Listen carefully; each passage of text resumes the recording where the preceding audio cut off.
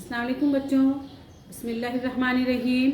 बच्चों, आज हम आपकी पहली जमात की उर्दू बाल भारती का लेसन करेंगे, मतलब सबक करेंगे। तमाम बच्चे देखो, ये हमारी पहली जमात की उर्दू बाल भारती, इसका हमको सफ़ा नंबर निकालना है। सफ़ा नंबर 5959। यहाँ पर जो है वो हमारे ये सबक है, हमारा परचम। हमारा परचम यानी सभी को पता है ना, झंडा। हाँ, उसके बारे में यहाँ पर हम जो है वो सबक पढ़ेंगे। तमाम बच्चे अपनी किताबों में देखेंगे।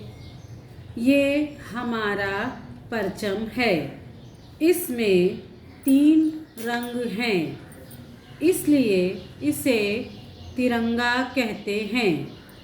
ऊपर ज़ाफ़रानी रंग है, बीच में सफ़ेद रंग है, नीचे हरा रंग है। सफ़ेद पट्टी में एक चक्र है, इसका रंग नीला है, इसे अशोक चक्र कहते हैं। हम कौमी त्योहारों पर अपने परचम को सलामी देते हैं। हमें अपने परचम से मोहब्बत है, ये हमारे वतन की इज़्ज़त है। देखा बच्चों, हमारा जो झंडा है ना, उसके बारे में बताया गया है कि उसमें कितने रंग है। 3 रंग हैं। पहला जो ऊपर है वो ज़ाफ़रानी रंग है।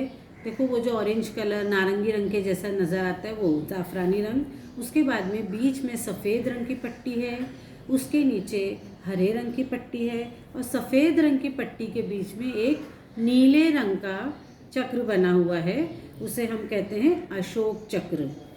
और हम अपने कौमी त्यौहार जैसे 26 जनवरी है, 15 अगस्त है, और उसके बाद में मज़दूरों का दिन होता है, ये दिनों में हम इस झंडे को फहराते हैं, लहराते हैं, और तमाम लोग उसके नीचे उसको सलामी देते हैं।